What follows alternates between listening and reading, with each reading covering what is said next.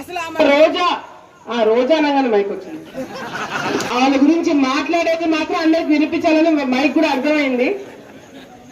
వీళ్ళు అసలు ఆంధ్రప్రదేశ్ లో ఉన్నారో లేదో తెలియదు. ఎక్కడో ఫారెన్ కంట్రీలో కూర్చొని ప్రెస్ మీట్లు పెడుతున్నారు. చంద్రబాబు నాయుడు గారు తిట్టడమే పనిగా పెట్టుకున్నారు.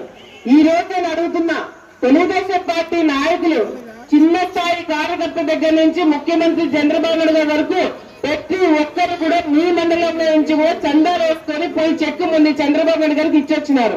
పొదుపు వాళ్ళతో సహా చిన్న చిన్న పొదుపు వాళ్ళతో వాళ్ళు కూడా డబ్బులు తీసుకొని పోయి చంద్రబాబు నాయుడు గారికి ఇస్తుంటే వేల కోట్లు 100 కోట్లు దోచుకొని దాచుకొని ఈ రోజు 1 కోటి రూపాయలు జగన్మోహన్ రెడ్డి గారు నేను వరద బాధితులకి 1 కోటి రూపాయలు ఇస్తారని చెప్పి అనౌన్స్ చేసినాడు. 1 రూపాయి కూడా ఇంతవరకు తీసి ఇవ్వలేదు.